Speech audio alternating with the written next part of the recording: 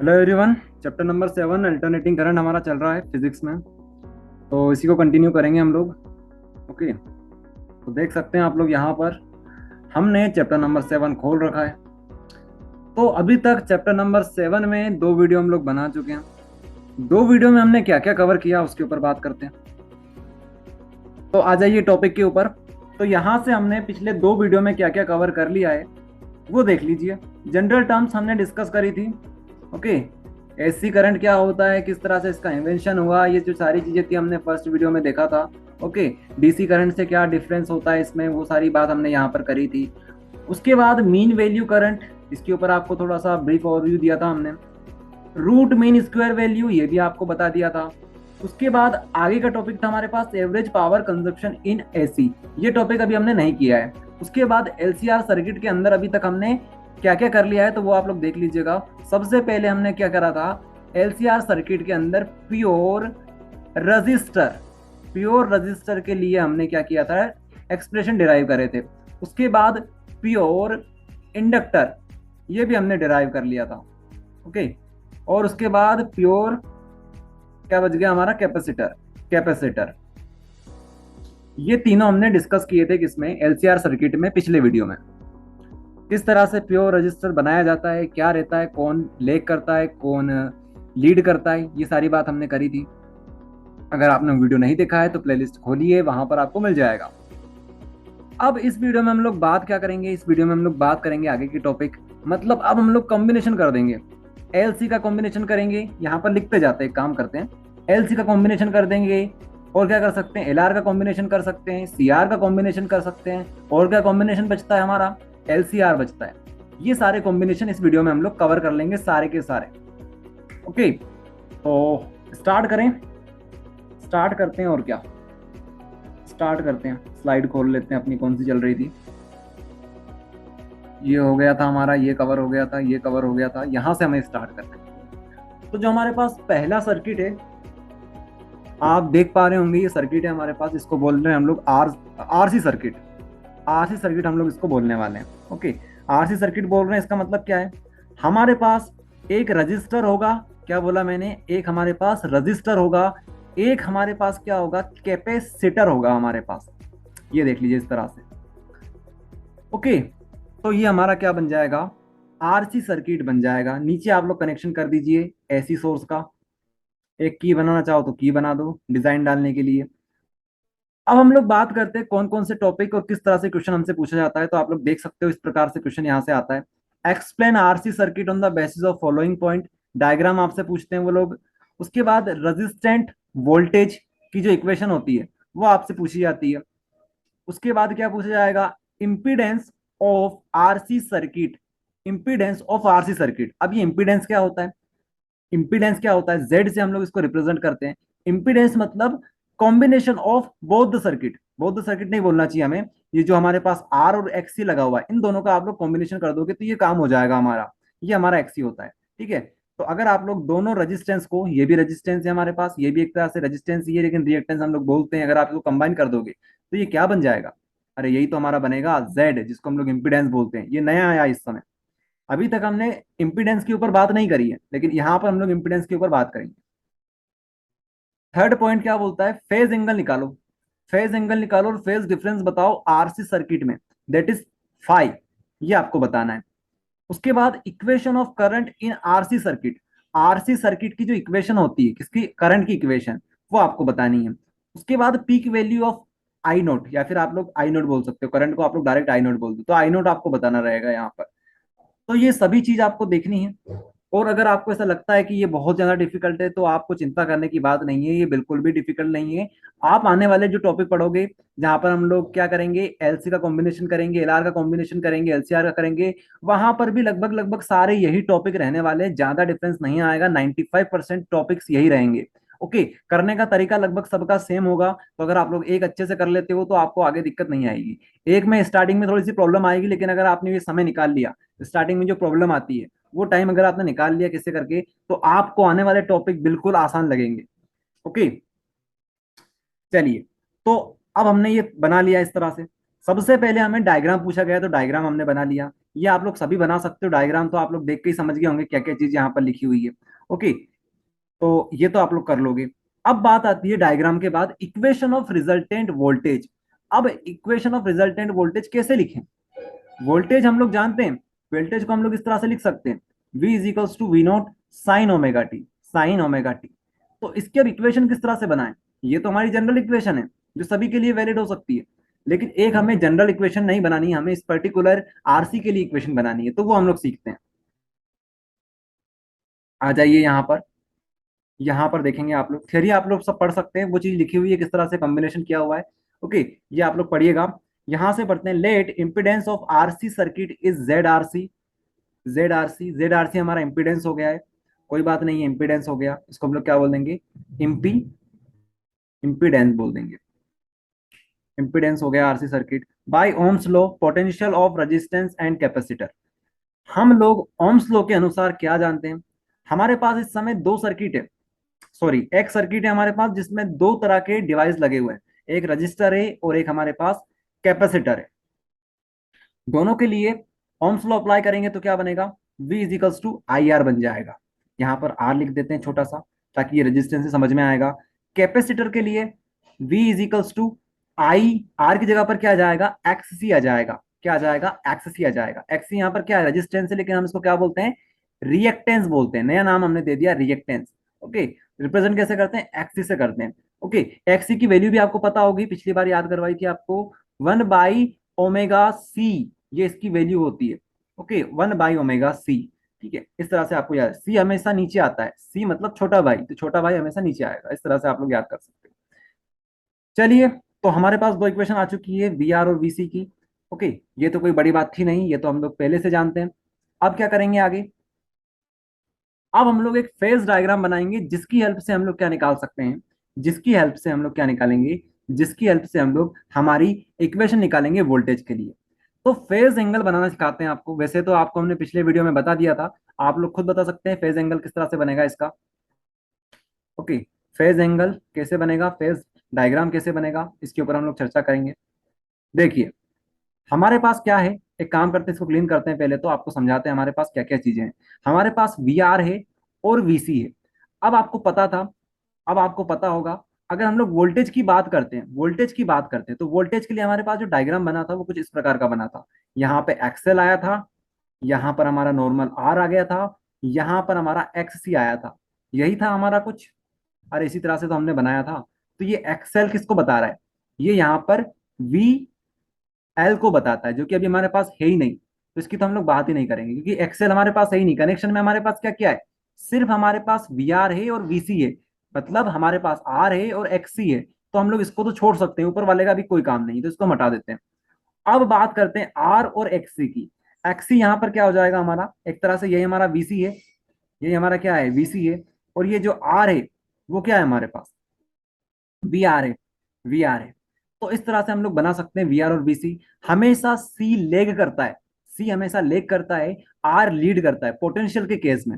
Okay, ये आपको पिछले वीडियो में हमने बता दिया था कि ये क्या बोलते हैं इसे, लेग कैसे करता है वीसी, ये आपको बता दिया था। ओके, तो अब आपको डायरेक्ट समझना पड़ेगा कि यहाँ पर 90 डिग्री का एंगल यहाँ पर बन रहा होगा।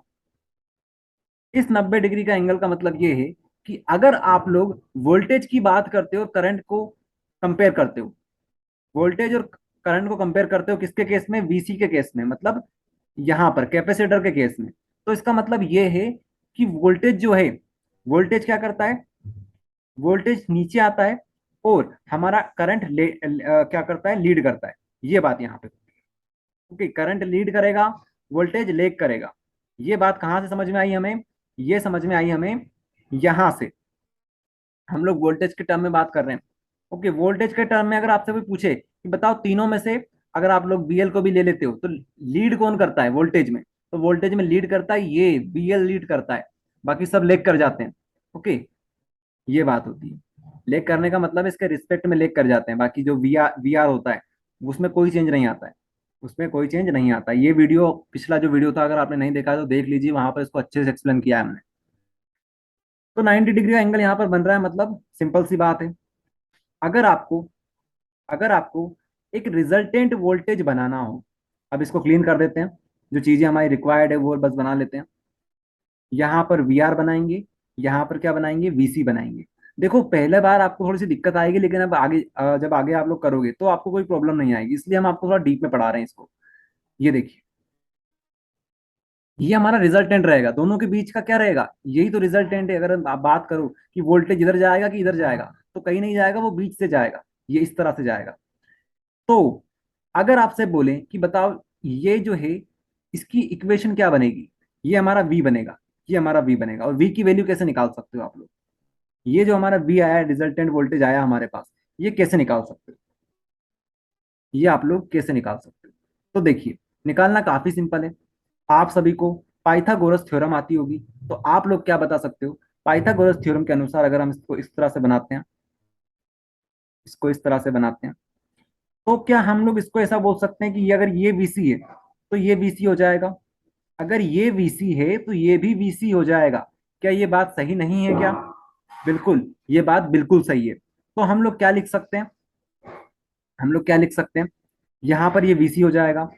ओके, तो अब हमें V निकालना है, ये निकालना है हमें V। तो अब आपके लिए सिंपल हो गया।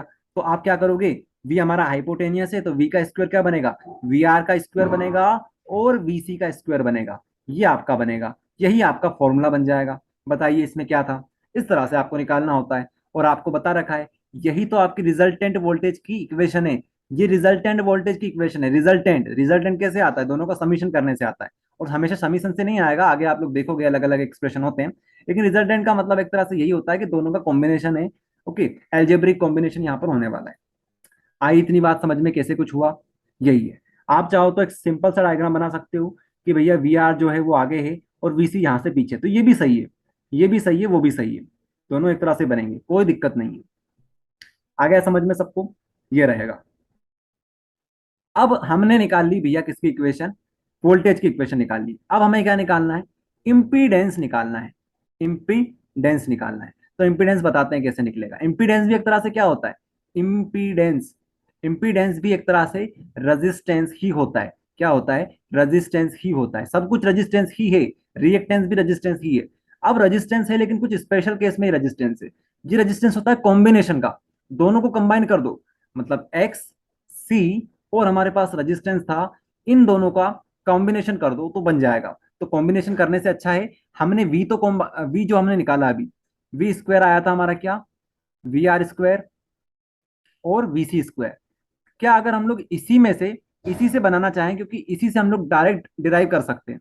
देखिए कैसे, अगर आप इसको आगे सोल्व करते हो तो आप खुद समझ जाओगे। इसको आप आगे सोल्व करो, ये इक्वेशन को अगर आप लोग आगे सोल्व करोगे तो यहाँ से ये रूट हट जाएगा, और इसकी जगह पर क्या आ जाएगा, यहाँ पर अंडर रूट चढ़ जाएगा। क्या ये बिल्कुल सही नहीं है क्या, बिल्कुल सही है ये, इस तरह से हम लोग कर सकते हैं। ओके, अगर आपको समझ में नहीं आया तो ये समझ लीजिए, आप लोग दोनों तरफ रूट चढ़ा दिया हमने, तो ये रूट से टू कैंसल। ओके, इस तरह से आप लोग समझिए। ओके, तो ये बात हो गई हमारी। वी इक्वल्स टू क्या बनेगा, V R square plus V C square. अब क्या करना है आपको, वी आर की वैल्यू, वी सी की वैल्यू जो आपने निकाली थी वो रख दो यहाँ पर। वी आर क्या आया था हमारा, आई स्क्वायर आर स्क्वायर, प्लस ये क्या आएगा, आई स्क्वायर एक्स सी का स्क्वायर। ये आ गया आपके पास, और क्या चाहिए, बस ये हो गया आपका। और अगर कुछ वैल्यू रख सकते हो तो वो रख दो। अब यहाँ से आई भी तो कॉमन निकाला जा सकता है, आई यहाँ से कॉमन निकाला जा सकता है, तो आई को कॉमन निकाल लो। यहाँ पर क्या बचेगा, आर का स्क्वायर बचेगा। और अगर आप चाहो तो ओमेगा सी की वैल्यू रख दो, मतलब ओमेगा सी रख दो इसकी जगह पर, 1 अपॉन ओमेगा सी, यही तो इसकी वैल्यू होती है, ये बन जाएगा। उसके बाद ये जो आई हमारा आया हुआ है, अब आई और वी के साथ आप लोग खेल सकते हो। आर बनाना है आपको, रेजिस्टेंस बनाना है, तो रेजिस्टेंस कैसे बनाते हैं, रेजिस्टेंस कैसे बनाते हैं, तो अगर आप इसको अपॉन में ले आते हो तो ये क्या बन जाएगा, जैसे ये बन जाएगा वी आई बन जाएगा, ये वी अपॉन आई बन जाएगा, और यही तो हमारा रेजिस्टेंस होता है ओम्स लॉ के अनुसार। और ये रेजिस्टेंस किसका है, पूरे हमारा जो भी सीरीज है उसमें जो भी हमारे पास डिवाइस लगे हुए हैं उन सभी का क्या है, ये रेजिस्टेंस से कॉम्बाइन। तो हम लोग इसको क्या बोल सकते हैं, इम्पीडेंस बोल सकते हैं। तो इसी को हम लोग इम्पीडेंस बोलते हैं, जेड। आप चाहो तो जेड लिख दो, या फिर यहाँ पर जेड सी आर लिख दो, आर से लिख दो या सी आर लिख दो, ये हमारा हो जाएगा। ओके, अब इसकी जो वैल्यू है वो क्या है, ये है। तो इसको इस तरह से लिख लो, ये देख लो यहाँ पर, जेड लिख लो यहाँ पर, ये यहाँ पर पूरा आ जाएगा। आया समझ में। बहुत सारे बच्चों को लगता है कि इंपीडेंस निकालना तो बहुत मुश्किल है, क्या क्या मुश्किल है, आप लोग खुद सोचिए, कुछ भी मुश्किल नहीं है। एक बार आपने इक्वेशन निकाल ली, उसकी हेल्प से इंपीडेंस निकाल लो। आया समझ में? चलिए अब हम लोग बात करते हैं फेज डायग्राम कैसे निकालेंगे, फेज डायग्राम कैसे बनाएंगे। तो ये जो आपने बनाया ये क्या था, ये फेज डायग्राम ही तो था। अगर आपसे बोले कि फेज एंगल निकालो, फाई निकालो, तो निकाल सकते हैं आप लोग। कैसे निकाल सकते हैं, देखो यहाँ पर आप लोग देखेंगे, ये इस तरह से हमने डायग्राम वहां पर ही बनाया था, यहाँ पर भी यही बना लिया same to same. Phase angle निकालना है हमें, तो हम क्या करेंगे, ये हमारा रिजल्टेंट रहेगा। ठीक है, इसको हम लोग इस तरह से लिख लेते हैं, काम करते हैं। ये हमारा रिजल्टेंट रहेगा वी। ओके, और ये क्या बनेगा, अगर ये हमारा वीसी है तो ये हमारा वीसी बनेगा। वेरी सॉरी, यहाँ पर वीसी लिखा हुआ है। ओके, इतनी बात समझ में आई। अब आपको एंगल निकालना है। अब आपको क्या निकालना है, एंगल निकालना है। अगर आप कंफ्यूज हो रहे हो कि यार वीसी यहाँ पर भी लिखा है और यहाँ पर भी लिखा है, ये कैसे हो रहा है, तो आपको कहानी बताते हैं। ये वीसी एक्चुअल में ऐसा होता है, यहाँ पे होता है वीसी, यहाँ से लेकर यहाँ तक वीसी चलेगा। ओके, उसी तरह से यहाँ से लेकर यहाँ तक वीआर चलेगा। इसमें आप कंफ्यूज मत होना। ओके, तो अगर ये वीसी है तो क्या ये भी वीसी नहीं हो जाएगा क्या, ये भी तो वीसी हो जाएगा, दोनों लाइन बराबर ही तो है। ओके, ये बात है। चलिए, तो बात समझ में आई आपको कैसे आया वीसी और किस तरह से हमने इसको लिखा। अगर हम लोग इसको वीसी लिख लेते हैं और ये तो हमारा वीआर चल रहा है, ओके, इसको भी काट देते हैं, ठीक है, अब समझ में आएगा आपको और ज्यादा। तो अब हमारा रिजल्टेंट वी होता है। ओके, और वैसे तो इसका कुछ काम भी नहीं है, लेकिन ठीक है, समझने के लिए समझ सकते हैं। तो अब देखिए, हमें क्या निकालना है, फेज एंगल निकालना है। तो हम फेज एंगल निकालते हैं टेन थीटा के फॉर्म में। आप चाहो तो कोई और सा और एंगल ले सकते हो, लेकिन टेन हमारे लिए सबसे बेस्ट होता है। आप चाहो तो साइन थीटा ले सकते हो, कोस थीटा ले सकते हो, लेकिन ज्यादातर बुक प्रेफर करती है साइन टेन थीटा, तो हमने टेन ले रखा है यहाँ पर। तो टेन थीटा जो होता है क्या होता है, पी बी होता है, ये पी बी होता है, आपने याद करा होगा। P H B H, P H, very sorry, यहाँ पर इस तरह से लिख लेते हैं, P H, P H, B H, P B, ये हमारी इक्वेशन होती है। हम निकाल सकते हैं यहाँ से, ये साइन थीटा के लिए बनता है। साइन थीटा क्या बनता है, perpendicular upon hypotenuse. Cos theta क्या बनता है, बेस अपॉन हाइपोटेनियस। उसके बाद हमारा टेन थीटा क्या बनता है, perpendicular upon base, perpendicular upon base, यही तो होता है। ये तरीका होता है याद करने का। ओके, तो यही हमने यहाँ पर अप्लाई किया है। तो टेन थीटा क्या होता है हमारा, perpendicular upon base, perpendicular upon base. तो यहाँ पर परपेंडिकुलर आपको क्या दिख रहा है, ये देखिए, परपेंडिकुलर आपको ये दिख रहा है, ये वीसी, ये क्या है, परपेंडिकुलर है। बेस क्या है, आपको आप चाहो तो बेस ये ले लो या फिर ये ले लो, बात तो वही है, क्योंकि बराबरी तो है दोनों। यहाँ पर वी आर हो जाएगा। ओके, तो ये जो एंगल बनेगा फाई एंगल, ये हमारा निकल जाएगा। ओके, ये जो एंगल निकल रहा है वो निकल जाएगा। तो बस रख दो इसकी वैल्यू को, और उसके बाद यहाँ पर देख लो। अब वीसी अपन वी आर आ गया, उसके बाद क्या करोगे, यहाँ पर वीसी की वैल्यू रखोगे आई एक्स सी, और वी आर क्या होता है, आई आर होता है, V equals to I R होता है, ये आपने रख दिया। आगे, आगे क्या करना है, इससे ये कैंसिल हो जाएगा। उसके बाद यहाँ पर एक्स सी आ जाएगा, यहाँ पर आर आ जाएगा। आप चाहो तो एक्स सी की वैल्यू रख दो यहाँ पर। एक्स सी की वैल्यू फिर से याद करवाएंगे आपको, सुन लो, वन अपॉन ओमेगा सी। सी मतलब छोटा भाई, छोटा भाई हमेशा नीचे आता है, ऐसे याद कर सकते हो। कुछ बच्चे ऐसे याद करते हैं, सी मतलब चाइना, चाइना को हम लोग नीचे रखेंगे। ठीक है, तो ये बच्चे वाली बात हो जाएगी, समझाना आप लोग अपने हिसाब से कर सकते हैं। ओके, तो ओमेगा सी अपॉन में आ गया। उसके बाद क्या करेंगे, उसके बाद क्या करेंगे, उसके बाद कुछ नहीं, इसको अरेंज कर दो, जो डब्ल्यू सी है इसको नीचे भेजो, डब्ल्यू सी मतलब ओमेगा सी, तो इसको हमने नीचे भेज दिया। ये हमारे पास एक्सप्रेशन बचा। लेकिन हमारा काम किससे था, फाई से था। अब आपने इनवर्स ट्रिग्नोमेट्री अगर पढ़ी है तो अच्छी बात है, नहीं पढ़ी है तो भी अच्छी बात है, सिर्फ आपको इतना सा करना है, टेन इनवर्स कर लो और यहाँ पे लिख लो one upon omega C R. ये खत्म कहानी। यहाँ पर आपको फाइव एंगल चाहिए था, ये आपने लिखा, उसके बाद ये टेन फाइव को इधर भेज दिया, टेन को इधर भेज दिया, वेरी सॉरी, तो इधर जाएगा तो टेन इनवर्स में जाएगा। बस खत्म कहानी यहाँ पर। इस तरह से आप लोग फाइव निकाल सकते हो। ध्यान रखना, फाइव निकालने को बोला उन्होंने, एंगल निकालने को बोला है। टेन थीटा मत निकाल देना, ये यहाँ पर मत छोड़ देना है, तो नंबर नहीं मिलेंगे आपको। ओके, अगर कोई कॉपी चेकर ऐसा है जो कि आपकी मेहनत देख के संतुष्ट हो जाता है तो आपको नंबर दे सकता है। बाकी अगर कोई कॉपी चेकर ऐसा हुआ जो स्ट्रिक्ट रहा तो आपको नंबर नहीं देगा, ये बात आपको ध्यान रखनी है। उसके बाद, उसके बाद हम करंट की इक्वेशन बनाते हैं, जो कि काफी सिंपल है। आपको क्या करना है, I naught sine omega T plus minus five. ठीक है, क्योंकि लीड भी कर रहा है, लेग भी कर रहा है, हम लोग इस तरह से बता रहे हैं क्योंकि ये हमारा एसी करंट है, हमारा एसी करंट है, तो कभी लीड करेगा कभी लेग करेगा, इस तरह से हम बता रहे हैं। लेकिन किसी किसी बुक में सिर्फ लीड करने को बताते हैं, तो आप लोग उसके फॉर्म में भी लिख सकते हो, प्लस लगा सकते हो। लेकिन अगर आप लोग इक्वेशन जानना चाहो तो यही इक्वेशन जनरल इक्वेशन होती है करंट की इक्वेशन हमसे पूछी थी क्वेश्चन में, तो हमने ये बता दी, I is equals to I naught sine omega T, I is equals to I naught sine omega T plus minus five, five क्या है हमारा, ये एंगल है। आया समझ में? बस हो गया काम यहाँ पर खत्म।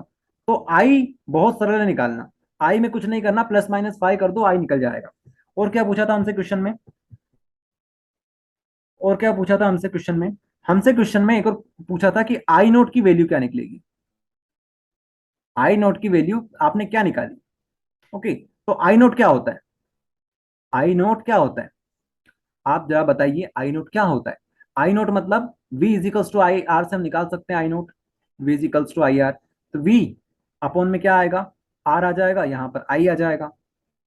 अब हम लोग आई नोट की बात कर रहे हैं, तो इसका मतलब है v naught equals to I naught upon में r क्या है, ये r तो हमारा टोटल है, टोटल को क्या बोलते हैं हम लोग, टोटल को हम लोग अभी बताया आपको इम्पीडेंस बोलते हैं, तो यहाँ पर क्या आ जाएगा, z आर से लिख लो, यहाँ पर छोटा सा आर से बना दिया हमने।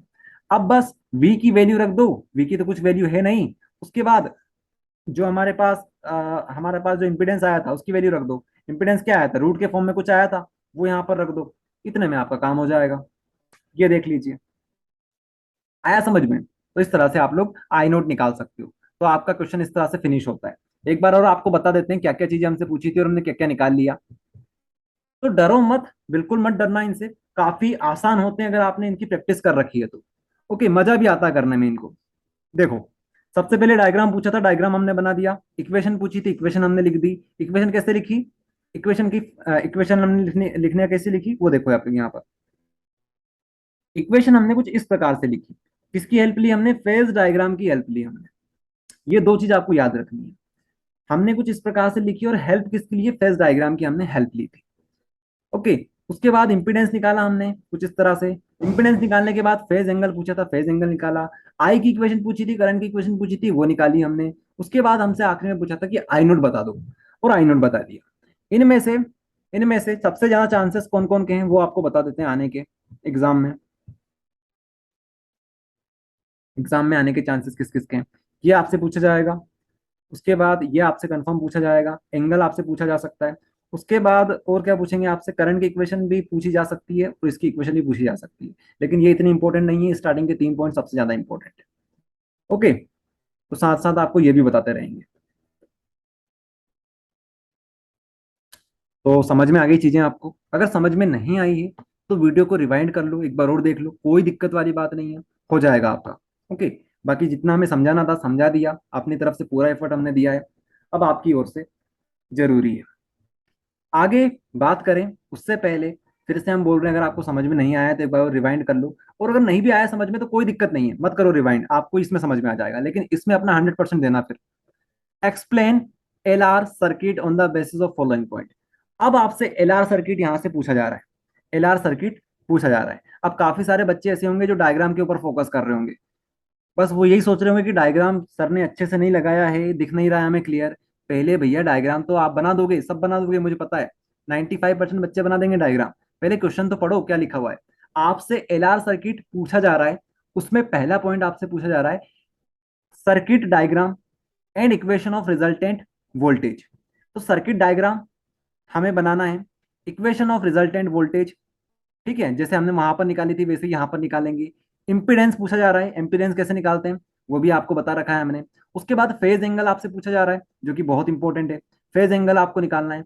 इक्वेशन ऑफ करंट, करंट की इक्वेशन लिखनी है, और पीक वैल्यू ऑफ करंट वो आपको लिखना है।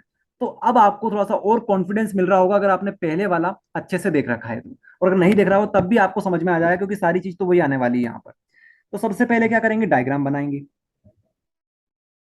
हमसे क्या क्या दे रखा है, एल और आर दे रखा है, तो एल मतलब हमारे कोयल, कोयल बना लेते हैं। आप लोग अच्छे से बनाइएगा, यहाँ पर थोड़ा सा क्या अच्छे से बन नहीं पाता है, तो आप लोग कोशिश करेंगे अच्छे से बनाएं, क्योंकि यार अपन एमपी बोर्ड वाले हैं, और एमपी बोर्ड में डायग्राम अच्छे से बनाना बहुत जरूरी है। ओके, अपनी ये स्ट्रेंथ है, और अपने स्ट्रेंथ को वीक मत बनने दो, डायग्राम अच्छे से बनाओ, व्यवस्थित बनाओ। और क्या हो गया, एल आर हो गया हमारा, ये पी क्या लिखा हमने, पी को छोड़ो अभी थोड़ी देर के लिए, वो पी नहीं है वो आर है। ओके, आर हो गया हमारा। रेजिस्टेंस की हमने बात कर ली कि भैया इसमें ये रेजिस्टेंस होगा, इसमें ये रेजिस्टेंस होगा। वोल्टेज की बात करनी है तो वोल्टेज की बात कर लो, यहाँ पर एक्सएल आ जाएगा, यहाँ पर वी आर आ जाएगा। ओके, यहाँ से लेकर यहाँ तक, यहाँ से लेकर यहाँ तक, यहाँ से लेकर यहाँ तक, यहाँ से लेकर यहाँ तक, इस तरह से। और वी की इक्वेशन तो आपको पता है, V naught sine omega T, ये जनरल इक्वेशन है, ये तो रट लो आप लोग।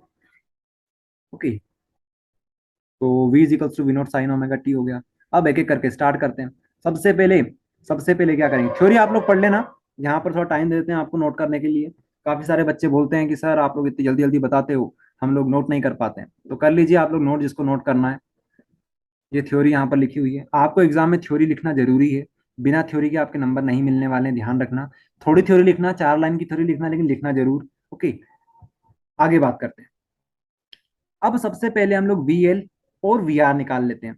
कुछ लोग बोलेंगे वी एल वी आर कहाँ से आ गया, यही तो हम लोग पढ़ रहे हैं, एल और आर।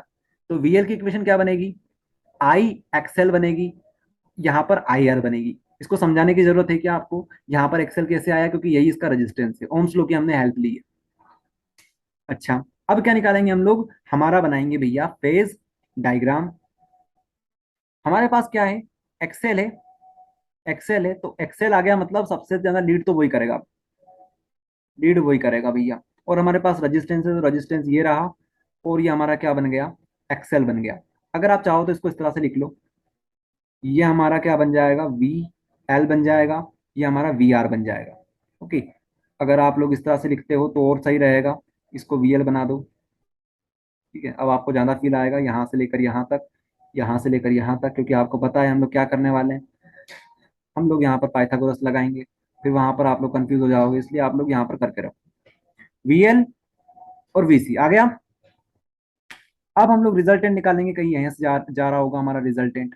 रिजल्टेंट निकालने के लिए हम लोग फिर से एक ट्रायंगल बनाएंगे, ट्रायंगल नहीं बोलेंगे, रेक्टेंगल बनाएंगे या फिर स्क्वायर बनाएंगे।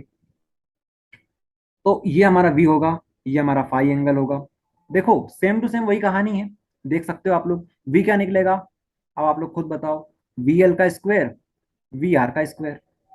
बस खत्म, यहाँ पर हमारा इक्वेशन, ये इक्वेशन यहाँ पर खत्म, वी एल का स्क्वायर वी आर का स्क्वायर। उसके बाद आप लोग इंपीडेंस भी निकाल सकते हो, निकाल लोगे सभी लोग इंपीडेंस। कैसे निकालेंगे, वैल्यू रख दो वी एल और वी आर की। ओके, यहाँ पर ध्यान ये रखना कि एक्सेल की जब आप लोग वैल्यू रखो, यहाँ पर ये क्या हो गया है, यहाँ पर देख लीजिए। ठीक है, हमारा पेन थोड़ा सा लेग कर रहा था, लेकिन अब ठीक हो गया ये।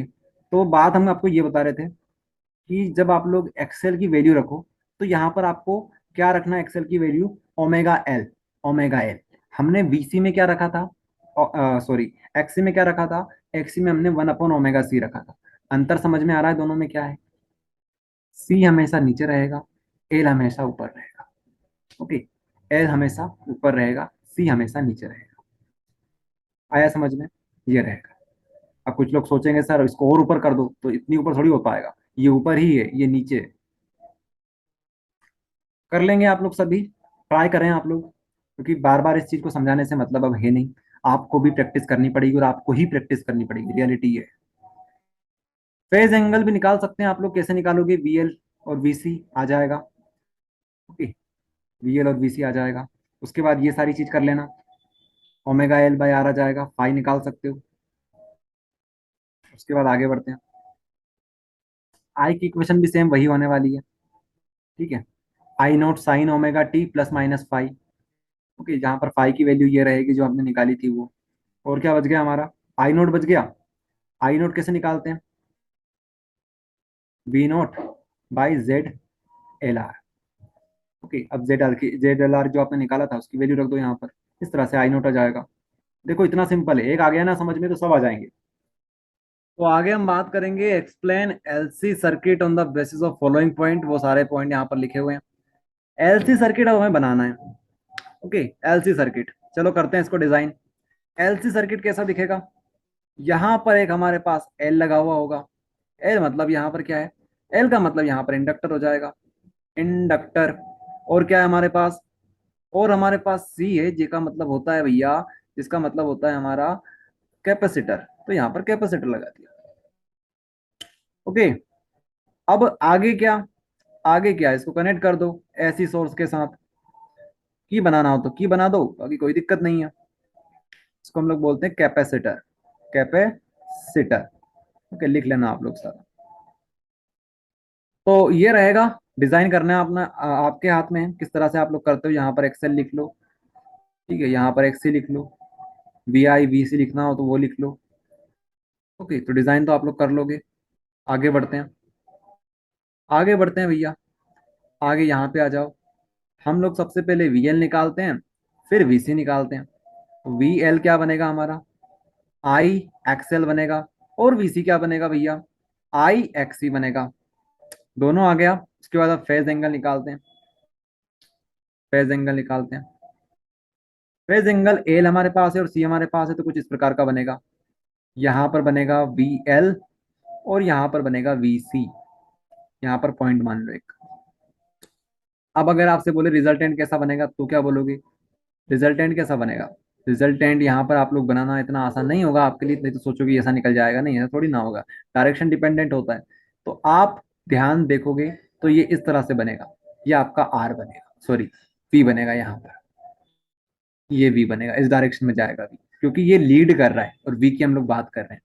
ओके, अब इसको लिखने का तरीका ये है कि V इज इक्वल्स टू जो लेग कर रहा है उसको माइनस कर दो, जो लेग कर रहा है उसको माइनस कर दो, जो लेग कर रहा है उसको माइनस कर दो, जो लीड कर रहा है उसको लिख दो। तो VL माइनस VC हो जाएगा। बस यही इसकी इक्वेशन हो जाएगी। किसकी इक्वेशन, वोल्टेज की, रिजल्टेंट वोल्टेज की इक्वेशन हो जाएगी। आगे, आगे क्या बताएं आपको, ये आ गई आपकी रिजल्टेंट वोल्टेज की इक्वेशन। अब इसको देखकर आप लोग क्या निकाल सकते हो, ZLC निकाल सकते हो। वो भी आपको करवा देते हैं। तो VL minus VC equals to V आया था हमारे पास। ओके, तो V क्या हो जाएगा, IXL माइनस IXC हो जाएगा।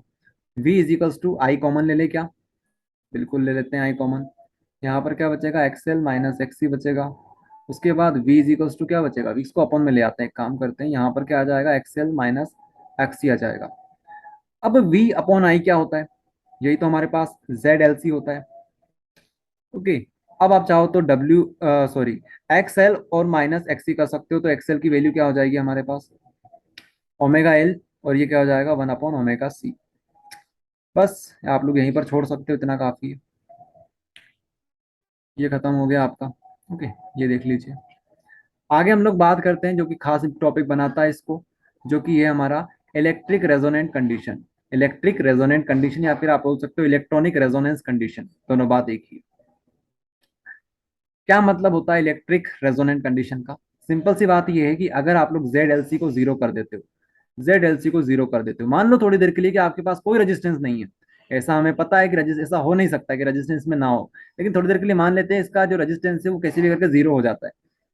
तो क्या करोगे, तो क्या करोगे, तो आपको करना क्या है, इस कंडीशन को रेजोनेटिंग कंडीशन बोल देना और काम खत्म। इस कंडीशन को क्या बोलोगे, रेजोनेटिंग कंडीशन बोल दोगे और काम खत्म हो जाएगा। अब काफी सारे बच्चे ऐसे होंगे जो कि केमिस्ट्री से रिलेट कर रहे होंगे इसे, क्या रेजोनेंस तो वहां पे अलग होता था, तो भैया वो केमिस्ट्री थी और ये फिजिक्स है, तो दोनों में अंतर होता है थोड़ा थोड़ा। तो यहाँ पर रेजोनेटिंग कंडीशन ये है। ओके, फिजिक्स में जो सॉरी केमिस्ट्री में जो रेजोनेटिंग कंडीशन है वो अलग है, यहाँ पर रेजोनेटिंग कंडीशन अलग है। ओके, फिजिक्स केमिस्ट्री आपको हम ही पढ़ाते हैं, तो कोई बात नहीं है, कोई बात नहीं है, यहाँ पे इसे पढ़ लो, वहां से वैसा पढ़ लो। चलिए, तो ZLC इजिकल्स टू जीरो रखो। यहाँ पर अगर जीरो हो जाएगा तो यहाँ पर ओमेगा की वैल्यू आप लोग निकालेंगे तो क्या बनेगी, ओमेगा की वैल्यू कर देते हैं, एक काम करते हैं। बाकी आप लोग भी ट्राई कर सकते हो, आपसे बोल रखा है कि रफ कॉपी लेके बैठो साथ में। ओके, बिना रफ कॉपी के काम नहीं चलेगा यार, आप लोग समझ नहीं रहे चीज को। 1/ओमेगा C हो जाएगा यहाँ पर। अब एक काम करते हैं, ओमेगा का स्क्वायर कर देते हैं। यहाँ पर क्या करेंगे, LC कर देंगे, LC कर देंगे। उसके बाद ओमेगा हटाएंगे तो क्या आ जाएगा यहाँ पर, 1/√LC आ जाएगा। ये आपने क्या निकाल लिया, ओमेगा निकाल लिया। अच्छा, ओमेगा तो आपने निकाल लिया, लेकिन कभी कभी क्वेश्चन में आपसे पूछते हैं कि आप यहाँ पर फ्रीक्वेंसी निकाल के बताओ, फ्रीक्वेंसी निकाल के बताओ। जरा वीडियो को पॉज करो आप लोग और सोचो इसके बारे में, फ्रीक्वेंसी कैसे निकलेगी। फ्रीक्वेंसी म्यू म्यू से बना सकते हो या फिर एफ से बना सकते हो, बात एक ही है। वीडियो को पॉज करेंगे आप सभी लोग और सोचेंगे कि फ्रीक्वेंसी कैसे निकल सकती है, अपने दिमाग पे थोड़ा सा लोड डालू, आपको सिखाया है फ्रीक्वेंसी निकालना। ओके, चलिए, तो मैं आशा करता हूं कि आप सभी ने वीडियो को पॉज किया होगा और सोचा होगा। अब वीडियो को कंटिन्यू करते हैं। फ्रीक्वेंसी कैसे निकाली जाती है वो आपको बताते हैं। फ्रीक्वेंसी मतलब क्या, फ्रीक्वेंसी मतलब ये कि एक सेकंड के अंदर कितने सर्कल रिवॉल्व करे हैं, कितनी साइकिल हमारे करंट ने घुमाए। जैसे ये साइकिल होती है इस तरह से, ओके, ये इस तरह से, तो कितनी साइकिल कंप्लीट करी इसने। जैसे यहां से लेकर, इस पॉइंट से लेकर ये वाला पॉइंट एक साइकिल, फिर इसके बाद ये वाले पॉइंट से लेकर ये वाले पॉइंट तक एक साइकिल, दो साइकिल, इस तरह से कितनी साइकिल ट्रेवल करी एक सेकंड के अंदर, वो हमारा क्या होता है, वो हमारा फ्रीक्वेंसी होता है। तो फ्रीक्वेंसी को हम लोग 1/t लिख सकते हैं, ठीक है, 1/t लिख सकते हैं। और टी क्या होता है, टी क्या होता है, टी मतलब डिस्टेंस अपॉन स्पीड। अरे डिस्टेंस अपॉन में क्या आ जाएगा, स्पीड। ओके, यही तो होता है हमारा टाइम। लेकिन यहाँ पे थोड़ा सा चेंजेस आएगा जो आपको बताएंगे हम। 1/, डिस्टेंस क्या है, हमने कितने डिस्टेंस ट्रेवल करी है, एक सर्कल घूमना मतलब 360 डिग्री। तो 360 हमने लिख दिया। 360 को लिखने का तरीका 2 पाई होता है। समझ में आ रहा है, एक सर्कल हमने घुमा है पूरा, तो 2 पाई हो गया। स्पीड क्या है हमारे पास, स्पीड हमारे पास ओमेगा है। ओमेगा हमारी स्पीड है। ओमेगा क्या होता है, सर्कुलर में, सर्कुलर जो हम बोलते हैं, एंगुलर फॉर्म में जब हम लोग रिवॉल्व करते हैं तो क्या आती है हमारे पास एंगुलर वेलोसिटी आती है, जिसको हम लोग ओमेगा लिखते हैं। ओके, आप अपने घर से अपने स्कूल तक जाते हो तो ये क्या है, ये आपकी नॉर्मल स्पीड है, नॉर्मल वेलोसिटी है। लेकिन आप जब घड़ी में देखते हो, क्या घड़ी भी ऐसी चलती है क्या, घड़ी को कभी आपने देख, जैसे मान लो ये घड़ी है हमारे पास, घड़ी का कांटा यहाँ पर है, तो अब घड़ी का कांटा यहाँ पे आएगा ना, कि ऐसा नहीं होगा घड़ी का कांटा जाता जाएगा जाता जाएगा, घड़ी से बाहर निकल के चला गया, ऐसा थोड़ी ना होगा। ओके, तो वो रिवॉल्व करेगा, वो क्या करेगा, रिवॉल्व करेगा, और जिस स्पीड से करेगा उसको एंगुलर स्पीड बोलेंगे, एंगुलर वेलोसिटी बोल दो आप लोग, डिस्टेंस को ध्यान में रखते हुए कि एंटी क्लॉकवाइज की क्लॉकवाइज, वो उसको बोलते हैं। ओके, तो यहाँ डीप में नहीं जाएंगे भैया, आ जाते हैं वापस, क्लास 11 का टॉपिक है ये। अब क्लास 11 का नाम लेते ही काफी सारे बच्चों के कान खड़े होंगे कि भैया क्या बात कर रहे हो आप, कि क्लास 11 में तो हमने कुछ पढ़ाई नहीं करी। तो कोई बात नहीं है, यहाँ पर आप लोग सीख जाओगे, कोई बड़ी बात नहीं है उसमें। 2 पाई बाई ओमेगा आ गया। यहाँ पर हमारे पास म्यू बना देते हैं, तो म्यू इजिकल्स टू क्या आ जाएगा, 1। अच्छा, एक काम करते हैं, यहाँ पर ओमेगा लिख लेते हैं, यहाँ पर अपन 2 पाई लिख लेते हैं। अब ओमेगा की वैल्यू आप लोग रख दीजिए। ओमेगा की वैल्यू आपने क्या निकाली, ओमेगा की वैल्यू आपने क्या निकाली, ओमेगा की वैल्यू आपने कुछ निकाली थी, 1/2 पाई, 2 पाई LC। कैसे बताया मैंने, इसको कंपेयर किया, इसको कंपेयर किया और इसको कंपेयर किया, ठीक है। तो ओमेगा की वैल्यू हम लोग रखेंगे यहाँ पर, ओमेगा की जगह पर 1/LC रख दिया हमने, तो ये आ गया हमारा 1/LC, और ये हमारा पर फॉर्मूला बन गया। थोड़ा सा सोचो इसके बारे में, सही किया नहीं किया, ठीक है। आपने सही किया है नहीं किया ये पूछ रहे हैं, ऐसा नहीं है कि हमने गलत किया। ओके, 1/2 पाई √2 पाई ओके, ये हमारा हो गया, यहाँ पर ये लिखा हुआ है, ठीक है। अच्छा, तो काफी सारे बच्चे नोट्स बना रहे होंगे, उनके लिए वो स्लाइड एक बार दिखा देते हैं। ये देख लीजिए, ये स्लाइड में आपको इस तरह से लिखना है, ओके, ये आप लोग लिख सकते हो। अच्छा, एक और बात यहाँ पर लिखी हुई है कि जब आपका रेजिस्टेंस 0 हो जाएगा तो करंट हमारा इन्फिनिटी हो जाएगा, देन करंट बिकम इन्फिनिटी। तो सही बात है ये भी। Okay, this condition is called electric resonating condition. आप लोग ऐड कर सकते हो एक लाइन ये भी। ओके, देखो यही फायदा होता है नोट्स का। कभी कभी चीजें हमारे माइंड से स्लिप हो जाती है कि यार ये पॉइंट भी हम लोग इंक्लूड कर सकते थे साथ में, हमें पता है कि कोई बड़ी बात नहीं है ये, कि करंट हमारा इन्फिनिटी हो जाता है, लेकिन नोट्स में हमने देख लिया, तो ये फायदा होता है कि यार चलो आपको ये चीज भी बता दें। ओके, तो ये चीज जरूरी होती है, आपसे भी बोला जाता है कि आप लोग नोट्स से पढ़ाई करें, चीजें समझें। ओके, इसलिए जरूरी होता है। कुछ चीजें हमारे साथ भी स्किप हो जाती है तो आपको बता देते हैं कि यार ये नोट्स में ये लिखा हुआ है, ये पढ़ लो। ओके, और समझा देते हैं वहीं के वहीं पर। आगे बात करें एलसीआर के, एलसीआर आ जाता है हमारा सबसे इंपॉर्टेंट। अगर आप लोग बात करते हो प्रीवियस ईयर की, तो प्रीवियस ईयर में एलसीआर से ज्यादा बार अगर कोई टॉपिक आया है तो वो है एसी डायनेमो। एसी डायनेमो और एलसीआर और ट्रांसफॉर्मर, ये तीनों एक दूसरे के दोस्त मान लो, सखा बोल दो, बंधु बोल दो, भाई बोल दो, और क्या बोल सकते हो आप लोग, जो बोलना है बोल दो, लेकिन ये तीनों के तीनों टॉपिक तो बहुत इंपॉर्टेंट है। ओके, उनमें से एक भाई का नाम है एलसीआर। एलसीआर एलसीआर अपने आप में 3 भाई है, ठीक है, एलसीआर। लेकिन ठीक है, आ जाते हैं हमारे टॉपिक के ऊपर। Explain LCR circuit on the basis of the following point. Point आप लोग चेक कर सकते हो, यहाँ पर सारे पॉइंट लिखे हुए हैं। ओके, पढ़ेंगे आप लोग सारे पॉइंट यहाँ पर। मैं आपको डायरेक्ट समझा रहा हूँ क्योंकि यार ये चीज़ हमने शायद तीसरी या चौथी बार रिपीट हो रही है, चौथी बार रिपीट हो रही है। ओके, तो डायग्राम आप लोग बना लेंगे, सभी देख सकते हो यहाँ पर डायग्राम आप लोग सब बनाना सीख गए हैं, ये उम्मीद करता हूँ मैं आपसे। थ्योरी आप लोग यहाँ से देखकर लिख सकते हैं। उसके बाद हम लोग बात करेंगे आगे कि फेज एंगल कैसे बनेगा, फेज डायग्राम कैसे बनेगा, जो कि सबसे इंपॉर्टेंट होता है। देखिएगा, इसमें सारी चीज यूज हो रही है। यहां पर हमारा वीएल बनेगा, यहां पर हमारा वीआर बनेगा, यहां पे हमारा वीसी बनेगा। ये होता है एल ऊपर, आर का कुछ नहीं होगा, सी हमारा सबसे नीचे होता है, चाइना हमेशा नीचे होता है। इस तरह से आप लोग याद कर लो, छोटा भाई सबसे नीचे होता है। तो अब आप लोग सोचोगे कि रजिस्टेंस रिजल्टेंट होगा वो कैसे बनेगा। तो देखिए, पहले तो आप लोग इनको और इसको सोल्व करो, तो क्या आएगा, इसको और इसको सोल्व करेंगे तो क्या आएगा। हम लोग इसको लिख सकते हैं, यहां पर ये आ जाएगा वी एल माइनस वी सी। ये किया था हमने थोड़ी देर पहले, तो ये काम खत्म इसका, इसका काम खत्म। अब बचा ये और ये, तो इसका आप लोग ट्रायंगल बनाकर काम कर सकते हो। इस तरह से दो ट्रायंगल बन सकते हैं इस तरह, ये ट्रायंगल और एक ये ट्रायंगल। ओके, तो पाइथागोरस थ्योरम लगा देना, पाइथागोरस थ्योरम लगा देना और काम हो जाएगा आपका। ये रिजल्टेंट भी इस तरह से बनेगा हमारा। ओके, ये फाई हमारा बन जाएगा एंगल।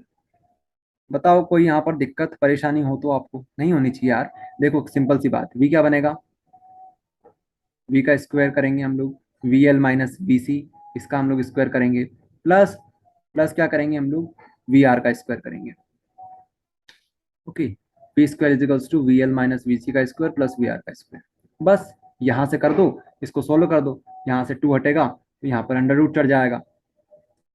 और क्या कर सकते हो, अब आपको वैल्यू पुट करनी है V L V C V R की, तो यार ये आप लोग कर सकते हो, मैं आपसे उम्मीद करता हूँ। ओके, क्योंकि टाइम हम लोग ज़्यादा इसमें वेस्ट नहीं करते हैं, क्योंकि यार ये चीज़ आपको बार बार बताएं और आप लोग ध्यान दोगे नहीं यहाँ पर, क्योंकि आपको पहले से आता ही है।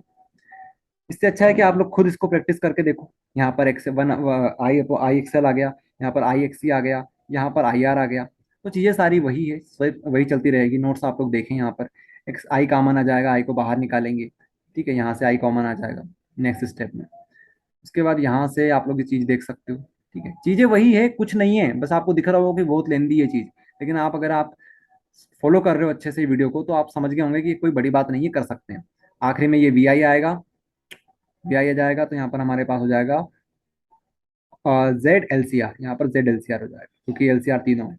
उसके बाद यहाँ से स्क्वायर हटाना है, रूट चला देना, खत्म कहानी, खत्म कहानी। और क्या चाहिए बताओ, और क्या चाहिए। उसके बाद आपको एंगल चाहिए, तो एंगल ले लो भैया। एंगल कैसे बनेगा वो फिर से आपको दिखा देते हैं। अब आपको डायरेक्ट दिखाते हैं हम लोग। यहाँ पर हमने वी एल माइनस वी सी किया था, यहाँ पर हमने वी आर किया था। हमारा एंगल कुछ इस प्रकार से बन रहा था, ये एंगल के हम ये एंगल की बात कर लेते हैं, चलो कोई सी एंगल की बात कर लो, सब बना बराबर ही है, बीच से तो जा रहा है वो। ओके, तो इसकी बात कर लेते हैं हम थोड़ी देर के लिए। ओके, तो टेन थीटा कैसे निकालते हैं, P H B H P B, P B, ये हमारा टेन थीटा होता है। पी मतलब परपेंडिकुलर, बी मतलब बेस। परपेंडिकुलर क्या है हमारे पास, ये परपेंडिकुलर है, बेस ये है, तो एक के अपॉन में एक लिख दो, इसके अपॉन में इसको लिख दो।